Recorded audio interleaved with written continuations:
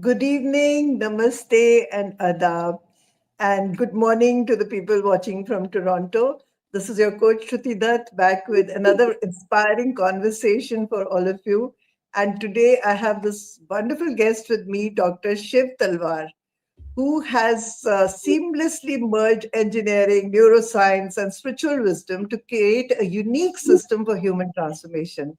And as you all know, transformation is my favorite topic. And so when I met Mr. Talwar, I thought it would be nice to listen to him, and it will give our viewers a lot of information, a lot of guidance, a lot of insights from a visionary like him who has spent most of his life actually diving deep into these problems. Because, as he told me, when he was a young person of only 10 years, he had witnessed the partition, our uh, Indo Pakistan partition. And from then on, something in his mind kept telling him that something has to be done to change the neuro systems of all humanity. And he's at it. He's trying his best, and let's see what he has to tell us about it and how we can be a part of his mission. So, his program is called Shen. He's a founder of Shen, which says Spiritual Heritage Education Network. Am I right, Dr. Talwar? You're very right, Shruti. All right. So I would like you to take over and tell us a little bit more about what is this Shen, what is it all about, and what are you doing exactly? You see, as you mentioned, when I was 10 years old, I experienced identity conflicts in India. And that kind of identity savagery I witnessed uh, kind of ignited my mind. I had to find a solution to it. And finding a solution to the identity problem of humanity became my passion and my purpose, a kind of a genoon or insanity of the mind. I thought of it at all times. And a little did I realize that I was looking at the problem of human ego identity. And uh, it has been eluding solution for millennia. People all over have been asking for controlling your identity, and humanity has been unable to do it. And there has not been uh, a viable solution offered. Suggestions were made, but not that made much difference. Yeah.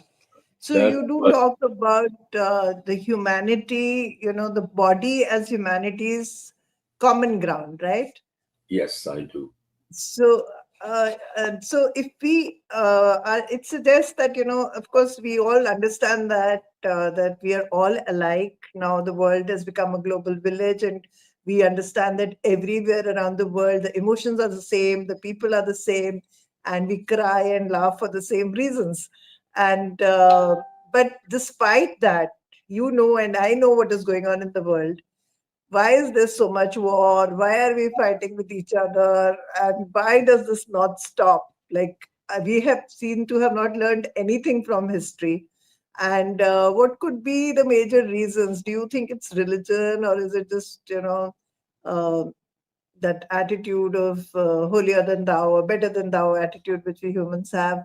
And like, well, let's hear something about it from you. Like, how do you feel it can? I mean, do you think we are just like that and we can never change?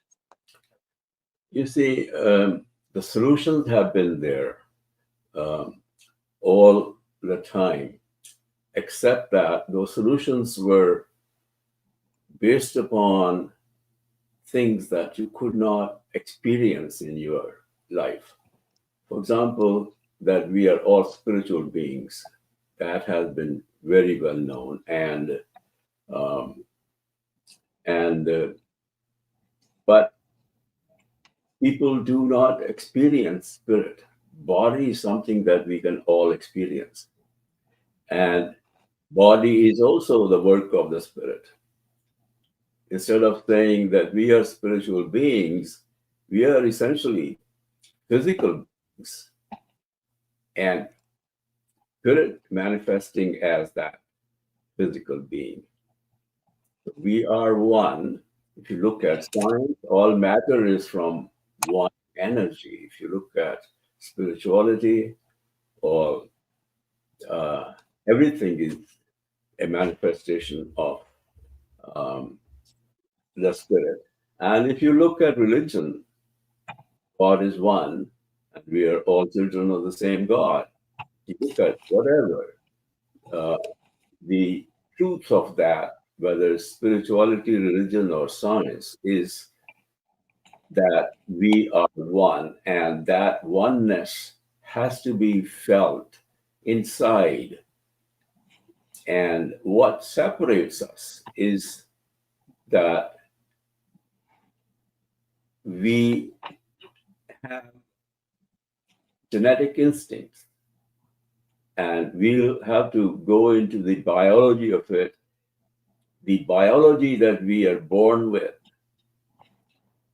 is not compatible with the feeling of oneness. And what we have to do is change our biology. And there have been systems that have been worked out. For example, yoga is that system that essentially changes your biology. You get involved with the yogic methods, contemplative methods, and that contemplative methods produces a calm in the body that changes the biochemistry. And you cannot fight that change. That change has to happen. Whosoever will do those practices, those changes will happen in him or her. And that is the way uh, to transform. And somehow that message has not been going to the people.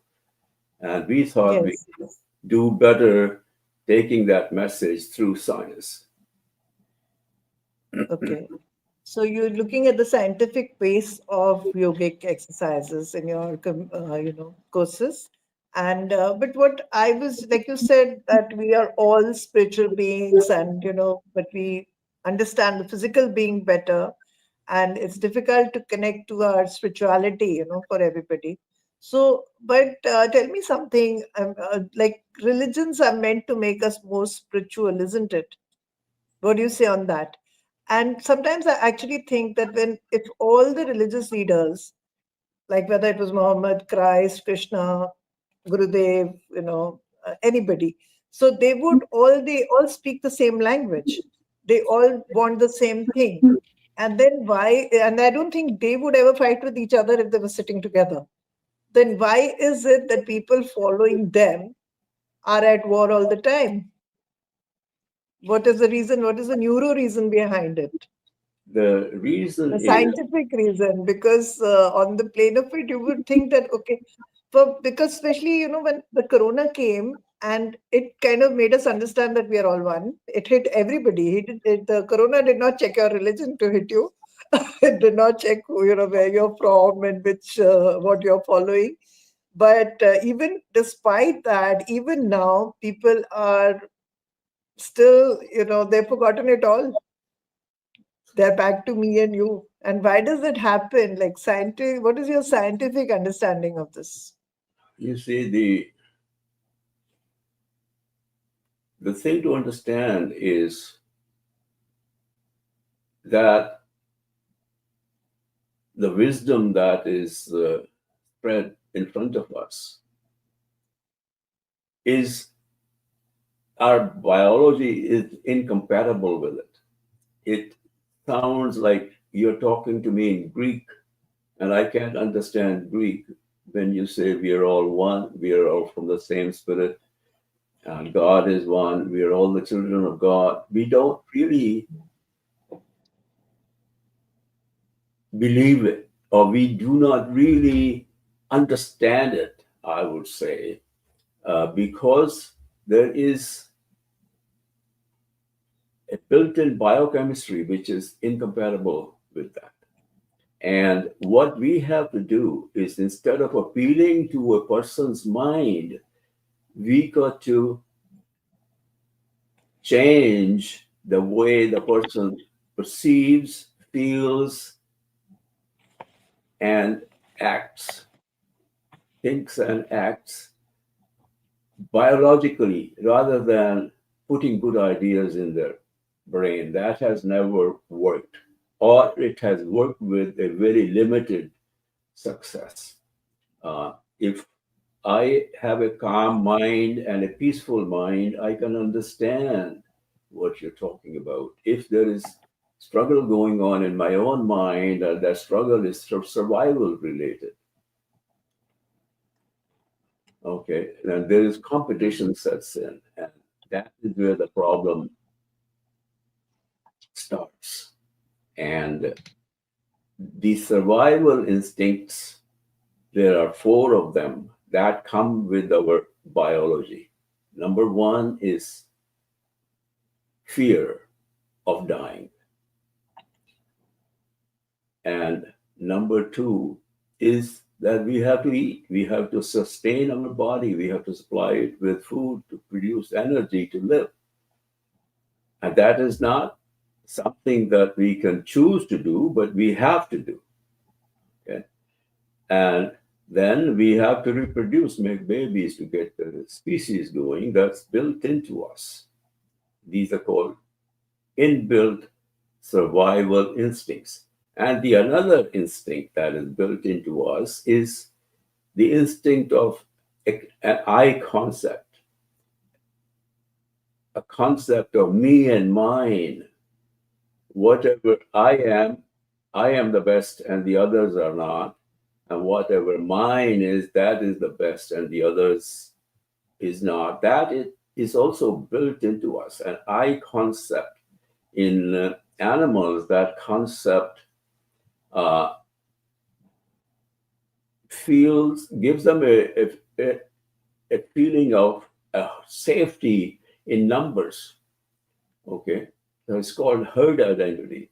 In humans, it's called ego identity. That is just the difference of the terminology.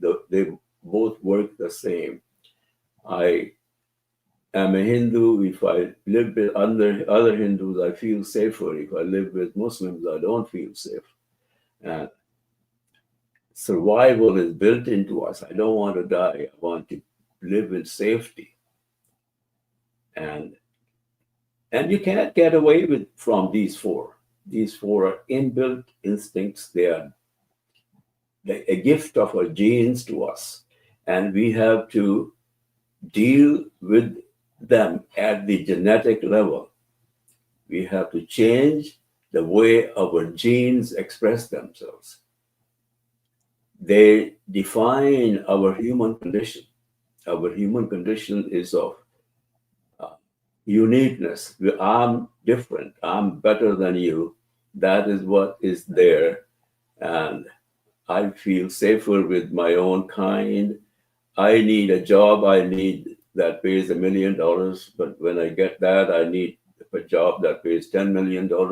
All those things are built into us. So basically, you're saying that religion, instead of bringing us together, it has kind of created more divisions. And you are looking at placing yoga as a world religion, higher than all these religions, so that people can reconnect with each other as human beings. Is that right? I'm looking at the body. I'm not looking at any religion. I'm not looking at a Yes. religion higher than other religions.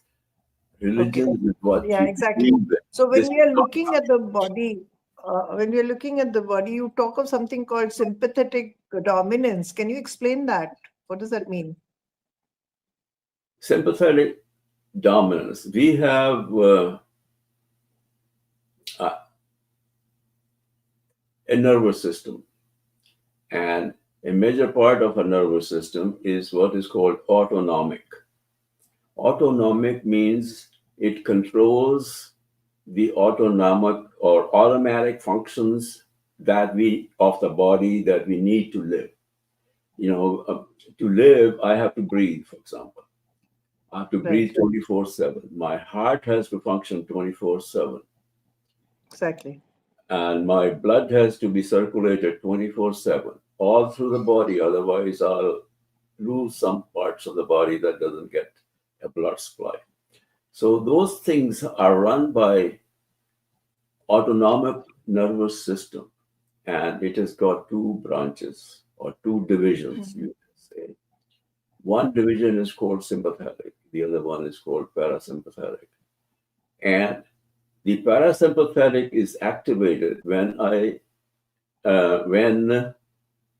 need to uh, move these functions, biological functions, at a higher rate.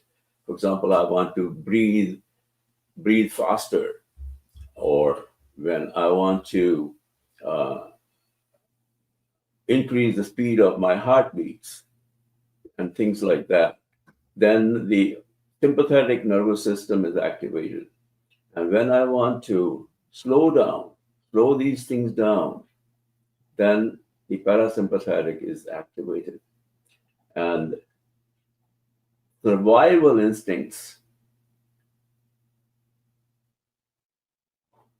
I want to save myself now, not tomorrow. If there's a fire in the house, I have to run out now. So it is activity oriented. So survival instincts keep the parasympathetic activation low and sympathetic activation high. And that is the problem that we have to address. Right. And how do you propose to address that? It's simple. Whatever happens in our body and mind, Mm. automatically, we take charge of it, we make them happen with our own intentionality. Okay, for example, I'm breathing at 15 breaths per minute. I slow it down by my own intention. Breathe at 10 breaths per minute. If I slow it down, what I'm doing is I'm increasing the activation of the parasympathetic and decreasing that of sympathetic. And when I work with the breath and increase the sympathetic, decrease the sympathetic, increase the parasympathetic activation. And parasympathetic activation decrease will also decrease my blood pressure. It will also decrease the speed through which, uh, at which the blood is being circulated through my veins. It also reduces the number of heartbeats per minute. So everything that is happening in my body automatically is readjusted simply with breathing slowly and deeply. Yes. Okay. So putting it simply, The other thing that happens is automatically is in my brain. What is my brain is working all the time. It is wandering all the time from one thing to the other, and yes, that is happening automatically. If I slow the speed of the wandering of the brain, try to focus at one spot, at one on one object, intentionally changing the way my brain works. Its normal function is mind wandering, brain wandering from one thought to the other. Try to focus it or try to speed up that wandering.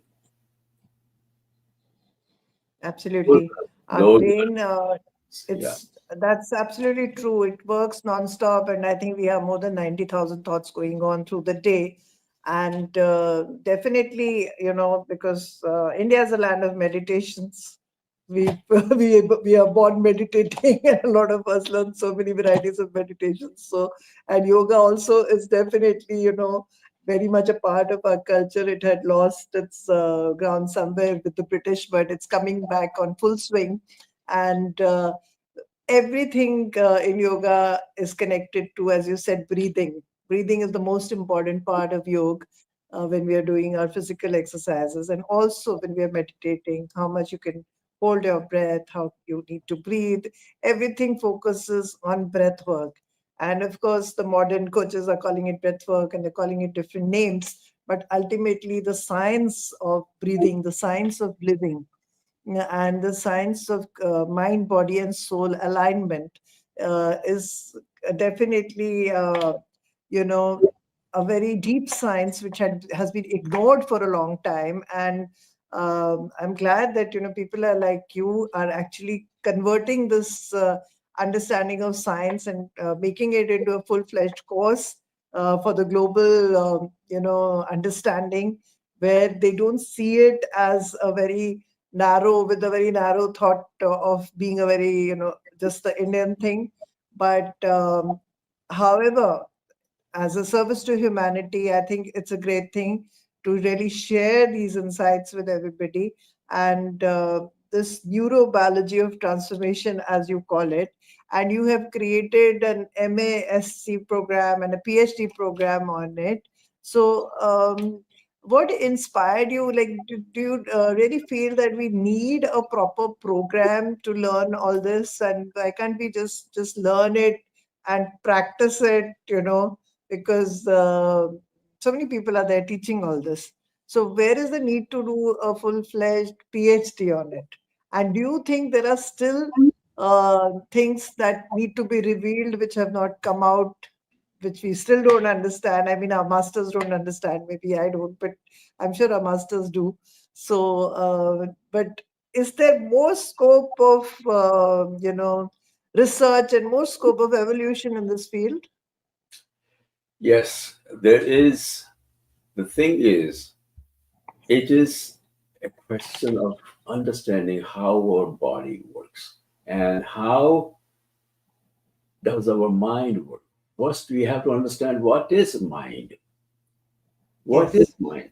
People don't understand what mind is and what is the connection between the mind and the body. For example, modern medical science is based upon duality between mind and body. Body is Yeah. corporeal, mind is not, therefore, there is no relationship between them. And this is the principle on which modern medicine. So Medicines. something goes wrong with the body is mechanical. So put some oil in this joint and put some chemical here, and you can fix it. And something goes on with the mind, sit a person down on the couch and put some good ideas in their mind, and that'll fix the mind. It doesn't work. It does not work. And or if it works with a limited success rate.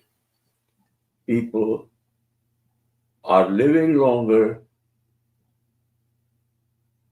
Actually, people are living shorter and dying longer. If you come to any Western country, you will find there are more people, as many people living in the nursing homes for years as walking on the street.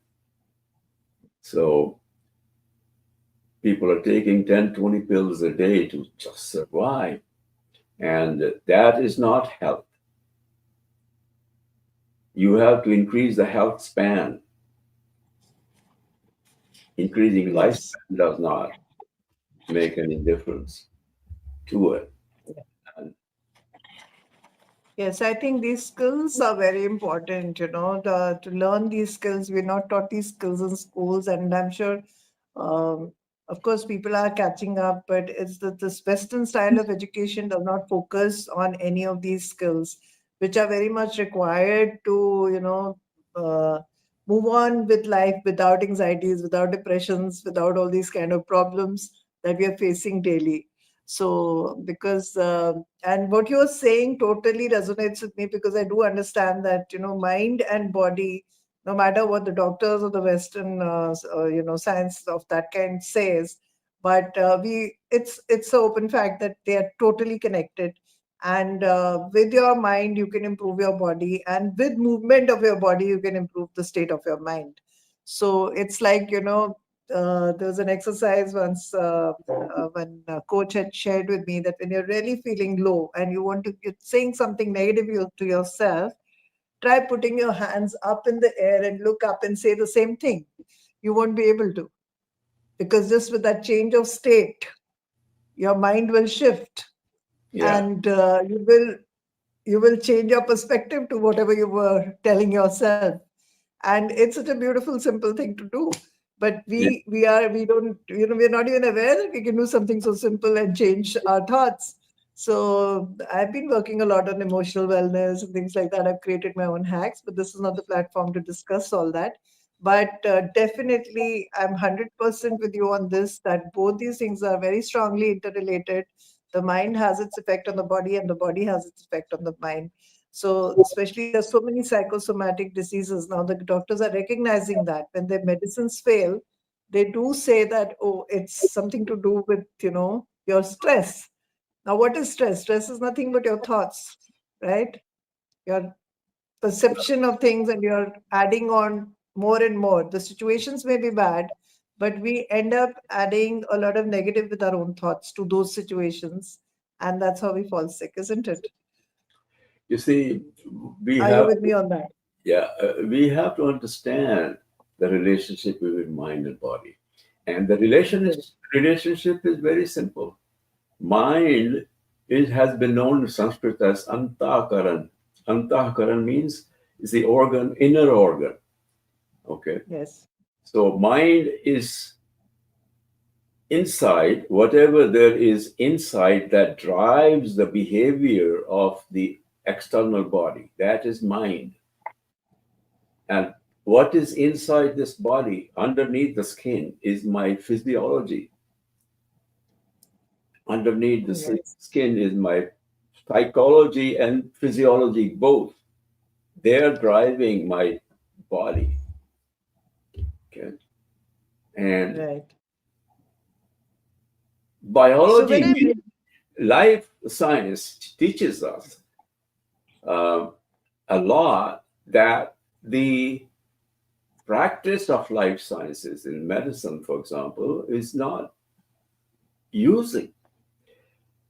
You know, the idea of sympathetic and parasympathetic nervous system, where do they come from? It comes from life sciences. And absolutely, the fact that if energize the parasympathetic, you go in a state of deep rest. Your body is resting, becomes calm and peaceful. Your mind becomes calm and peaceful. The number of thoughts that go through their mind decrease automatically. It is related. You take a deep breath, that changes the whole picture in your head of how you feel and how your body feels, how the mind feels. And if people cannot feel that calm inside, there cannot be peace absolutely, outside. absolutely. So If when the I met mind you, is already Dr. stressed, Talwar, if your mind is stressed, there'll be no peace inside. And yes, no peace inside, there cannot be any peace outside. It's as simple as that. agreed on that. So when I And met you, Dr. Talwar, you spoke about, I think, 4 or 5 types of kaleshas. You remember? oh yeah, I remember those That, glaciers. There are five of them. Number one, the worst yes, is the fear of death. yes, And then our likes and dislikes. What Likes, is the Sanskrit name for these kileshas? Can you just share that also with our audience? Abhinavesha is the fear of death. Okay. Raga is the likes, are attachments and things like that. And Dvesha is aversion. Right. And Ahankar is the I and my sense that I was talking about. Absolutely. It is the Ahankara that leads to identity and identity savagery that I saw in 1947. It is that Yes. Ahankara. And all of that, the fifth one is avidya, ignorance, Ignorance. understanding. We don't even understand how our body works. We don't True. understand the bodily science is our biology, our neurology, our biochemistry. They drive our behavior.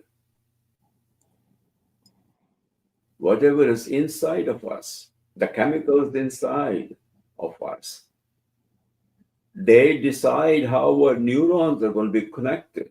And the connection of the neurons decide how we are going to perceive things, how we are going to feel about them, how we are going to think about them, and how we're going to act on them.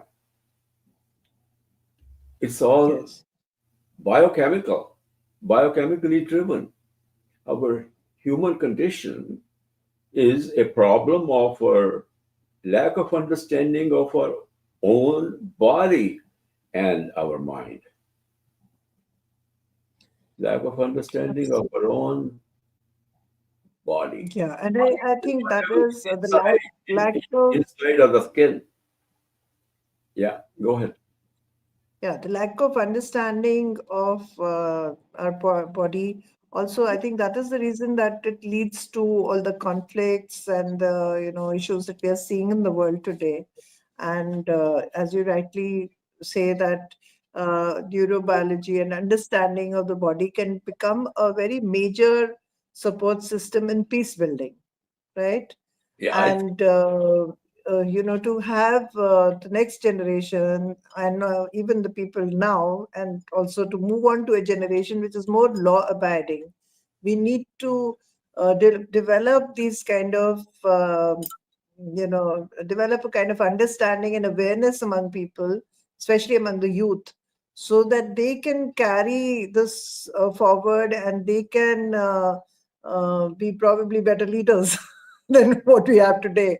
So uh, I really feel that as strongly as you do.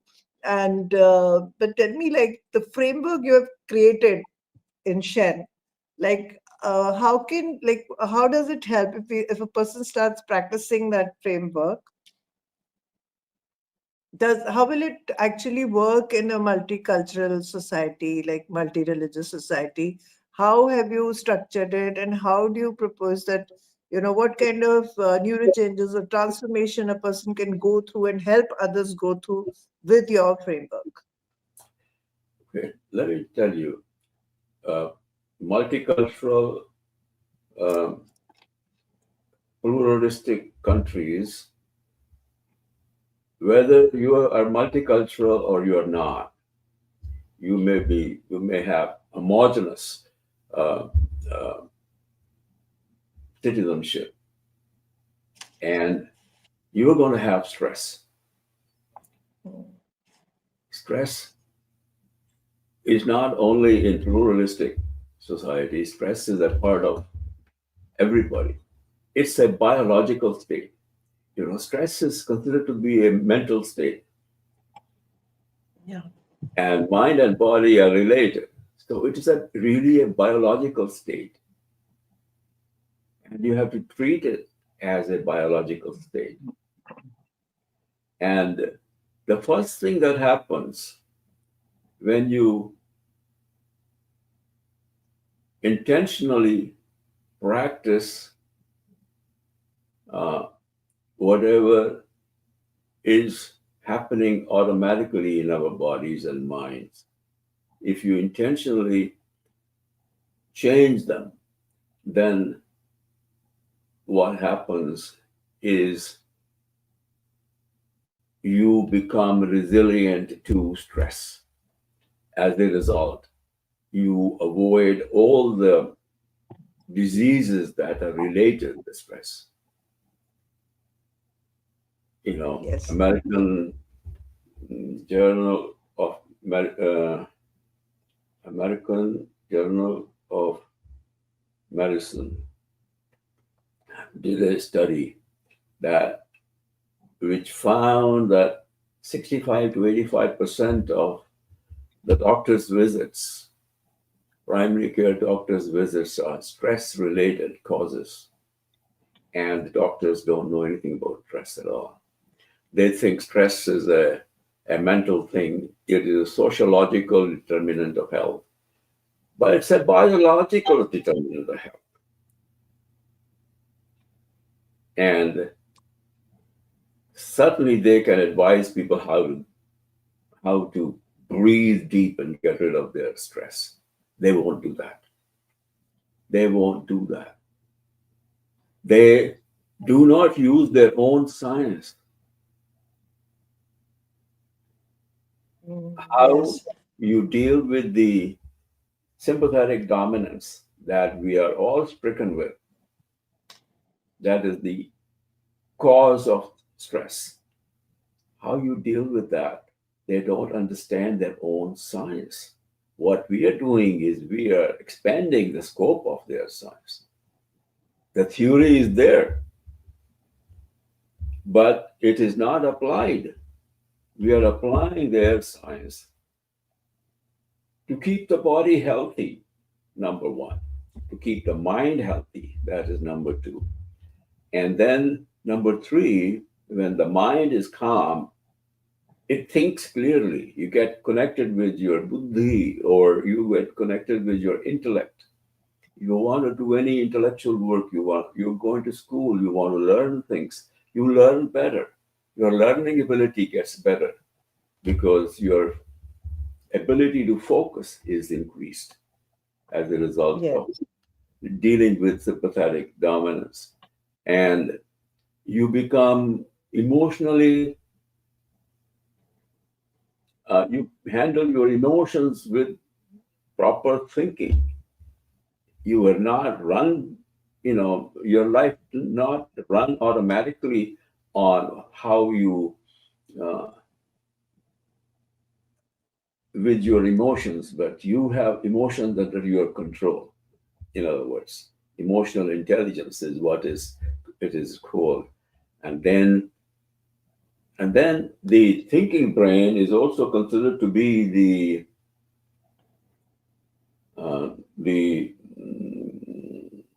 what is called the thinking brain is also called the executive brain.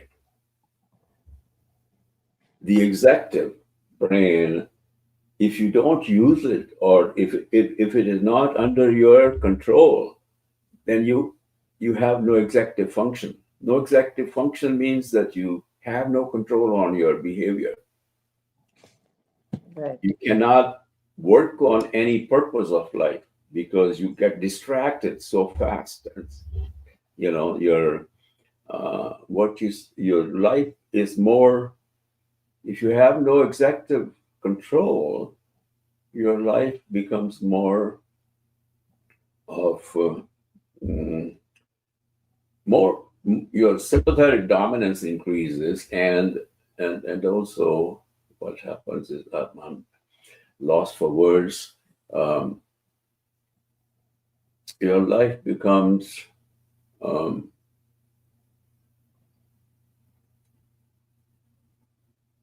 you know your It becomes a, struggle all through. yeah, It's you kind can of you're struggling with yourself, with your emotions, yeah, and so on and so forth. and it kind of affects your performance as a person at work, at home, everywhere. I agree on that. It So, is but what do you think? Like you're talking about stress and the doctors can't help when people are stressed. Basically, what is the root cause of stress? Like, a lot has been said about stress, stress management. That's Uh, and sympathetic. see, the world is going to be as it is. Things are not going to be, everything can't be all rosy. The picture can never be completely rosy. And, you know, people say, okay, don't look at the half empty glass, look at the half full glass. And there are a lot of theories like that. But despite knowing all theories, everything, there is still people complain, like you said. 90% of the time, people are feeling stressed. There's So, why is it that the brains, like you're talking of science and brain and everything, is all the time telling a person that, oh, darling, you're so stressed? And there's nothing you can do about it. the Why thing. can't the stress, why can't the brain say, okay, you're feeling stressed? So this is an indication that you need to flip, you need to change, do something else The that thing, makes you feel better, right?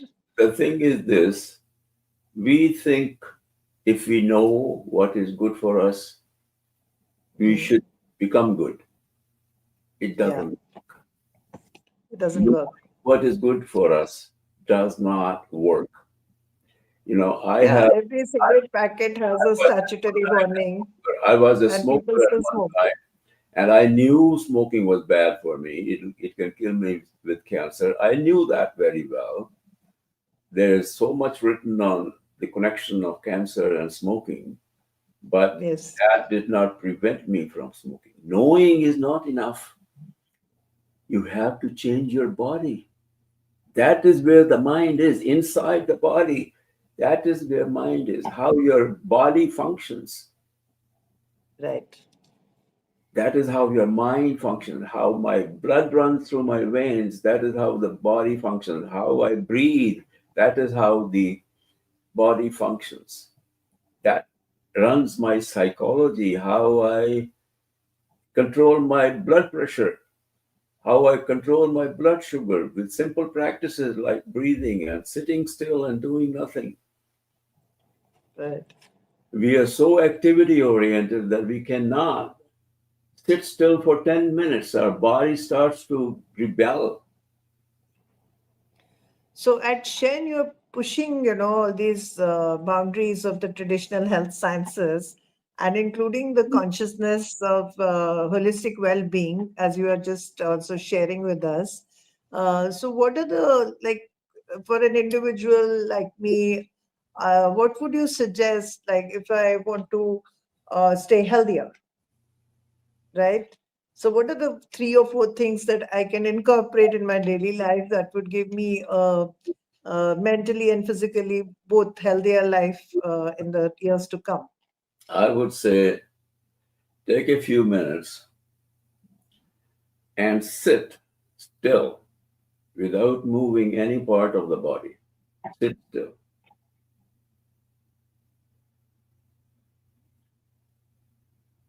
And then when you're sitting still, you're still breathing. Try to deepen the breath and slow the breath. And the rest will happen automatically. Okay. And Those how who long should I are do hard this? to teach, any 2 year old can learn that. And start, if you want to do your children a favor or your grandchildren a favor, sit with them, sit still, make, make them sit still, make them breathe deep. 2 year old can learn. But don't wait until a person is 20 year old. Then the habits set in. Then he won't be able to sit still. A child can sit Right. still let's say to start them with 2 minutes of sitting still, and then take them to 3 minutes, then take them to 4 minutes, then gradually Right. over a year, so 20 minutes. By 3 year, when they're 3 years of age, they should be able to sit for 15, 20 minutes and do nothing but breathe. See how that child changes. When he grows up, he will be thinking clear. He will have no stress. His biology will be totally different from the biology now, and his human condition will be different. See, what we are doing is we are living with the default human condition. Default human condition is how we behave when we are born. When we are born, we cannot think. When we are born, everything works automatically. Our mind is unconscious. The human condition that we are all born with is essentially unconscious. Things are happening themselves. And when things are happening themselves, then they are under the control of our genes. And under the control of our genes, all we have is fear of death. We have a life of sense gratification. Likes and dislikes are nothing but sensory sense gratification. We have a life of sense gratification and a life of ego. Yes, I agree with you that, the practice of sitting still is very underrated, and people Yeah, don't yeah. really try it, And that and it that makes, that is the reason why human condition is as it is. There is no peace in the world. yes, I cannot tolerate you, you cannot tolerate me. Forget about loving. There's a shortage of even tolerance. And absolutely, that underlies our human condition, that underlies our identity savagery, the kind that I saw when I was 10 years old. And it's happening all the time. It's happening right now. right, Just look how many people are killing each other because of wars. exactly, Why are those wars happening? Survival, there's enough for us to survive, but never enough for us to yeah, like breathe. Gandhiji said, always enough for everyone's need, but never enough for everyone's greed. Never enough for So anyone's. everyone's greed, yeah, Forget like about there's never enough for anyone's greed. anyone's greed, absolutely. So the thing is, like, I've done Vipassana, the 10 days course. I still want to go again sometime. So there we have this practice of absolutely zero communication and, sitting still and meditating on our breath. I don't know if you have done it. It's very popular in the US also now. And I just went to with a skeptic's mind to try it out and see what it can do for me. So I said, everybody talks about it. And I had done a bit of Mon and all as a yoga practitioner, maybe 2 hours, 3 hours, not more than that. But to do it at a stretch of 10 days was challenging. And I was fortunate enough, I feel, to have been able to do that because my perspective of life changed completely after I went through that. So nothing really, I feel, affects me that deeply as it used to, because as a woman, I was quite emotional and volatile and, reactive also at times. But all that changed completely after I went through that discipline, I would say. And that is like a testimonial for what you're saying, that I when you, I see that all the time myself. I'm a civil engineer by profession. Okay. I yes, What did I know about health? What did I know about how to control uh, my life.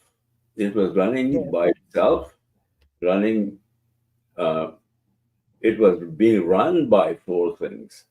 Those four things, as I mentioned to you, was Yeah. Basic default kaleshas your try to that we are born with. my Yes, life, absolutely. and then earn a living to so that I can put food in my stomach. Yeah, And but somehow, you know, don't you think, Dr. Talwar, I'm just cutting you short, but I would like your opinion on this. Like when you are looking at the world and you are, creating courses that can lead to world peace, you're putting in so much effort talking to people and making them understand from the science point of view and helping them to understand their body and their default systems and how they can live a better life and how they can help others to live a better life and doing so much of this work, doesn't it become overwhelming at times, and doesn't it annoy you when you feel that all the work that you're putting in is not giving you the kind of results you would hope for? So does that happen to you or it doesn't? I want to know. And if you feel like that sometimes, and how do you deal with it yourself? Like, what is your way of handling your own stress about these things? you see, it does not stress me. It gives me the kind of mental peace that I'm doing something for the good of humanity. And I know how difficult it is to change my own behavior. I want to change the behavior of the whole world. And it's a tall task. And and I think the approach to behavior modification has been wrong, has not been effective. The results don't show any effects. That's because we have made it so unintelligible. Something Right. like understanding my own body, how it works. It is a science. Right. Biology is a science. Neurology is a science. Neurobiology is a science of understanding myself. Wise people say, understand yourself, realize your self realization. If I don't even realize how my body works and how I can make it work better, then we are dreaming about self realization. We're not using it. Start with the body. So you have introduced a course through Ubiquity University. Is that the name? Yeah. And you're collaborating to make it into a regular kind of course in many more universities. So if you could, just share with our audience, like what are your courses and what are the structures, and if they want to connect to you, how do they do that? You see, what we are doing is we are offering masters and PhD in neurobiology of transformation. Right. It is what we are looking for are young people who have studied life sciences or people who are interested in understanding science. If you are a yoga teacher, you know you have been doing yoga, but won't you Yes. understand how it works in you? Then you can explain better, you can have more students, and also you can do more good because people will now be understanding as well as doing it. If you don't understand and you do things, it doesn't work. And if you understand and you do things, put it in practice, there are two sides of the picture. If any of the two sides is missing, then things are not working properly. People are, if they don't try and don't No, most of experience. the yoga courses in India have a good theory about the muscles, about the science, about everything behind it. It's no longer just doing the poses or postures, you know, it's not like that anymore. People do go into a lot of depth of study if you're doing it at a higher level. Like we do have MA and PhD in yoga, especially in Rishikesh. You've been there, you know it. It's a yoga, a center of yoga for the whole world, and the courses are very well structured. It's they don't.